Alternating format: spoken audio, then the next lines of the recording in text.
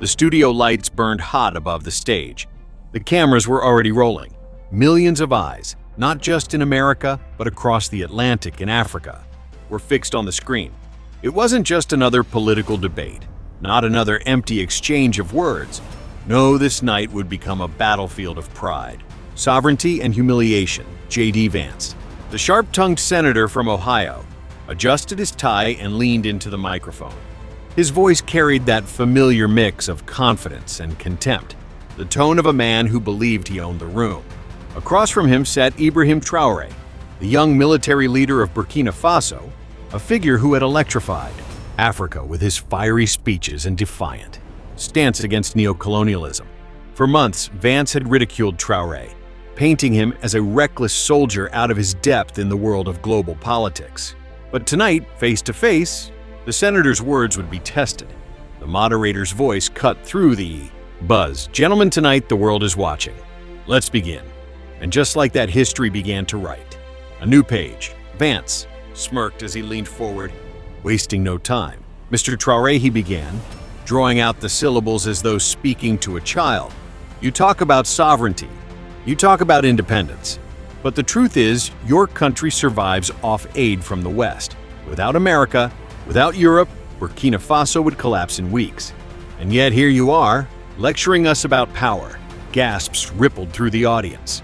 The insult was sharp, crafted to humiliate. The cameras zoomed in on Traoré's face. The young leader didn't flinch. His eyes were steady, his posture calm, as if he had prepared for this exact strike. For a few seconds, silence filled the studio. Then Traoré spoke. His voice was deep, measured, and unshaken. "Senator Vance," he said, "for centuries, Africa was looted, our resources stolen, our people enslaved. You say we survived because of your aid, but perhaps it is your world that survives because of Africa. From the gold that built your banks to the uranium that powers your lights, tell me, who truly depends on whom?" The words cut like a blade. The crowd erupted, half in applause, half in disbelief.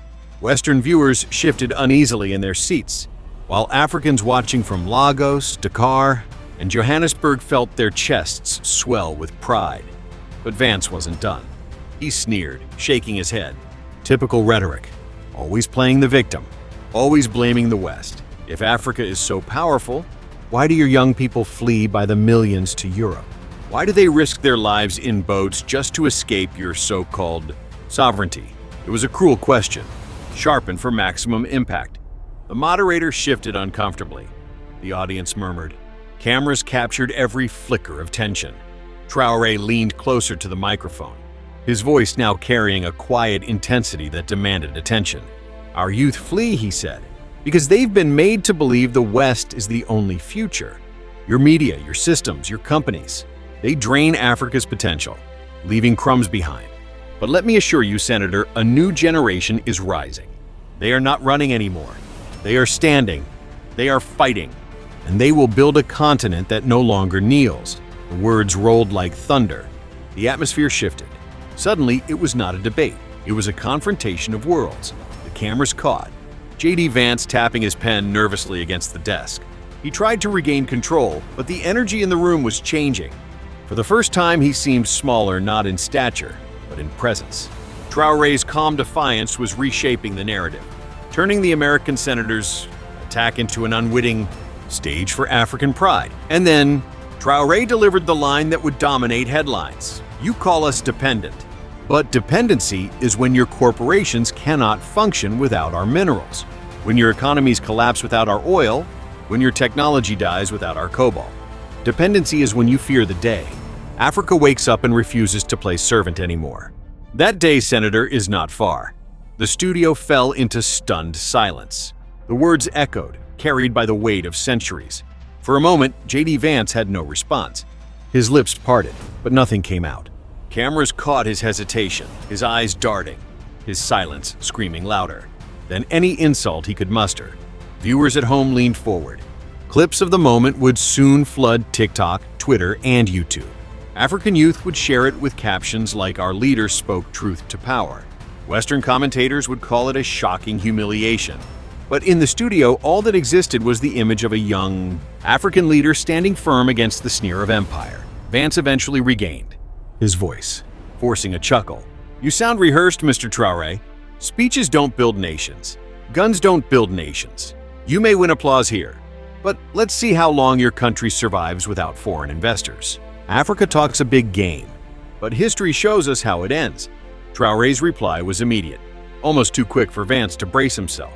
History also shows us, Senator, that empires always fall, always. And when they do, it is often by the hands of those they once called weak. Remember that. The crowd exploded. Applause thundered. The moderator tried to regain order, but the damage was done. Vance had walked into the debate to humiliate Traoré, and instead, he had been forced to sit and endure a response that flipped the script entirely. At that moment, the young leader of a small West African nation had stood taller than a U.S. senator on live television. It was David standing against Goliath, not with stones and slings, but with words sharp enough to pierce arrogance itself. The night was far from over, but the world had already chosen its headline. The air inside the studio was charged heavy with something unspoken yet undeniable. JD Vance shifted in his seat, his usual rhythm broken. He had expected Traoré to stumble, to lose his composure under the bright lights of Western television. Instead, the young African leader had seized the moment and turned the senator's attack into a global stage for Africa's rising voice. Outside, the studio, the world was already reacting. Phones buzzed in living rooms from Washington to Lagos. Social media timelines lit up. The clip of Traoré's sharp rebuke was already spreading, reshared thousands of times within minutes. Hashtags like "Where Africa Rising," "Traoré Speaks Truth," and "Vance Humiliated" began to trend. But inside the debate, the battle was still raging. Vance cleared his throat, trying to steady himself. He leaned forward with a thin smile that betrayed his irritation. "Mr. Traoré, it's easy to make speeches about history and empires, but let's deal with reality. Your government is unstable. Your economy is fragile. If America wanted to, we could cut off your funding tomorrow and your nation would collapse. That is power. That is reality." His words dripped with the arrogance of empire. The audience sat in tense silence, waiting for the counterstrike. Traoré didn't rush. He sat upright, his eyes fixed on Vance, the calm of a soldier who had faced gunfire and lived to tell the story. When he finally spoke, his tone was deliberate, every word carved like stone. "Senator, do you know what collapse looks like? Collapse is when a nation spends trillions of dollars on wars it cannot win. Collapse is when cities burn with protests because justice has failed. Collapse is when your young people drown in debt, when your leaders bow to corporations, when democracy becomes theater. If collapse is the measure, then tell me who should fear it more." A murmur rolled through the studio. Some clapped, some gasped. Vance's jaw tightened. The cameras captured every flicker of discomfort. For Western viewers, Traoré's words were unsettling. For Africans, they were electrifying. He wasn't just defending Burkina Faso, he was holding up a mirror to the West. Vance tried to counter, his voice sharper now, laced with frustration. "That's a clever trick, turning criticism back at us. But let's be serious. Africa talks about sovereignty, yet you still rely on Russian weapons, Chinese money, European markets. You trade one master for another. That's not independence, it's hypocrisy." The jab was harsh, calculated. But Traoré was ready. He leaned closer, his voice steady but laced with fire. "You mistake partnership for dependency, Senator. When Africa chooses new allies, it is not replacing one master with another. It is rejecting the idea of masters altogether. We will work with whoever respects our sovereignty, not whoever demands our obedience. That is the difference between yesterday's Africa and today's Africa." The line struck deep. The crowd erupted in applause, the sound spilling beyond the studio walls. Social media feeds exploded again. Yesterday's Africa versus today's Africa. It was a phrase that would soon become a slogan, painted on murals chanted in protests and celebrated in African universities. For JD Vance, the debate was slipping away. He tried to regain footing by raising his voice, by pointing to statistics and graphs, by mocking Burkina Faso's GDP compared to America's. But facts, in that moment, could not compete with the weight of history or the emotion of sovereignty. Traoré's presence had turned numbers into shadows and pride into fire. Then came a question from the moderator that shifted the stage entirely. "Gentlemen, let us broaden this. The issue is not just Burkina Faso. The issue is Africa's future. Senator Vance, do you believe Africa has a rightful place as an equal power in global politics? The senator smirked, almost laughing. Equal power. Let's not kid ourselves. Africa has potential, yes, but equal to the United States. Equal to Europe, not in our lifetime. The continent is too divided, too unstable. You cannot build a superpower on speeches and pride. The words were cold, dismissive, dripping with the weight of centuries of Western condescension. The audience reacted with uneasy silence. Even some Americans watching at home shifted uncomfortably, sensing the arrogance in Vance's tone. And then Traoré spoke, his voice booming with a conviction that cut through the silence. Senator, for centuries, the world said Africa had no future.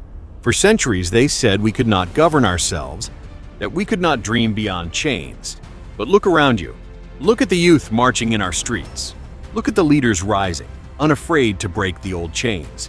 You laugh at the idea of equality, but history laughs at empires who once said the same thing about Asia, about Latin America, about every nation that dared to rise. Africa will not ask your permission to become great. Africa will simply do it. The studio shook with applause. Some stood, some wept. It was no longer a debate. It was a declaration, a prophecy spoken aloud. In homes across Africa, families watching on flickering TV screens felt a surge of something deeper than pride. It was recognition.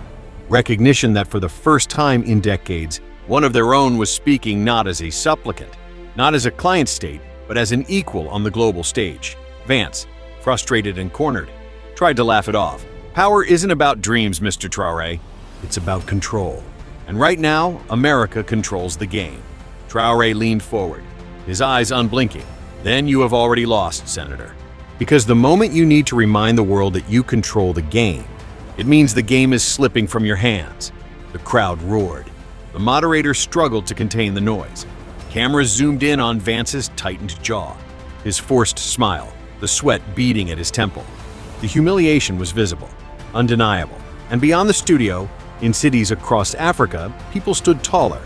Young men in Accra shared the clip with laughter and pride. Women in Bamako whispered that history was shifting. Elders in Nairobi shook their heads, murmuring that they had never seen a moment like this on live television. It was David versus Goliath. But this time, David wasn't just holding a sling. David was speaking with the voice of a continent, and Goliath's armor of arrogance was cracking. The debate rolled on, but the world had already sensed the shift. The old narrative of Africa as weak, as dependent, as forever behind the narrative that had been repeated for centuries was breaking apart under the weight of a single confrontation. And in that confrontation, Africa was no longer the background. Africa was the headline. The studio clock ticked past midnight, but the energy in the room felt timeless. Both men sat under the bright lights, locked in a battle that was no longer just about them. It was about the weight of history, the wounds of colonization, and the future of sovereignty. JD Vance tried once more to gather his strength. His voice steadied, his words sharpened. You think this is about pride, Mr. Traoré, but pride doesn't build roads. Pride doesn't feed children. Pride doesn't secure borders. Without us, without the West, Africa is nothing more than speeches and struggle. It was his final attempt at dominance. One last arrow drawn from the quiver of arrogance. Traoré inhaled slowly, then looked not at Vance but directly into the camera as though speaking to the millions watching across Africa and the diaspora. His words came not as rebuttal, but as revelation. Pride, Senator, is the seed. Pride is what kept us alive through slavery, through colonization, through humiliation. Pride is what told our ancestors that we were more than chains. And pride today is the fire that will build those roads, feed those children, and secure those borders. Pride is not empty. Pride is the foundation of freedom. The audience rose to their feet. The sound of applause thundered through the studio walls, shaking the very air. JD Vance sat frozen, his face flushed, his silence louder than any insult he had hurled that night. In homes across Africa, the moment was sacred. Elders nodded, whispering that they had waited generations to hear such words broadcast to the world. Youth recorded the clip, adding captions, "This is our time." The debate ended, but the story had only begun. Within hours, the exchange dominated global headlines. Western media called it a shocking humiliation for JD Vance. African newspapers declared it a night of sovereignty. On social media, the clash was dissected, remixed and replayed millions of times. Some in the West dismissed Traoré as theatrical. Others admitted reluctantly that something had shifted. For the African diaspora watching from Paris, London, Q, and New York, it was a moment of vindication, a reminder that Africa's voice was not only rising, it was roaring. But for Africans on the continent, it was more than just humiliation for an American senator. It was proof that Africa could stand toe-to-toe with the West, not as a beggar, not as a client, but as an equal. The image of JD Vance, silenced under the weight of Traoré's words, would live on. It was David versus Goliath, reborn not with stones but with truth, not with weapons but with sovereignty. In the weeks that followed, murals of Traoré appeared on the walls of Ouagadougou, painted with captions like "Africa will rise and never kneel." Again, students in Ghana debated his words in classrooms. Young leaders in Nigeria quoted him in rallies.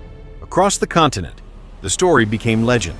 The night a senator sought to humiliate Africa, but left humiliated himself. And somewhere in America, JD Vance surely replayed the debate in his mind, realizing that his opponent had done more than just answer him. He had exposed the fragility of the very empire. Vance believed unshakable. As the dust settled, one truth became undeniable. The era of silence was over. Africa was no longer a footnote in global politics. Africa was the story. And as Traoré himself had said, looking straight into the camera, "We will not ask for permission to become great. We will simply do it." The line echoed like prophecy, a message to the West, to the diaspora, and to every young African watching. David had spoken. Goliath had fallen silent, and the world would never see Africa the same way again. If this moment moved you, if you believe Africa's voice deserves to be heard, louder than ever, don't just watch, be part of the story. Hit that subscribe button, turn on the bell, and join this growing community that refuses to kneel. Share this video with friends because the world needs to see what happens when David stands tall against Goliath. This is more than content, it's a movement, and you are part of it.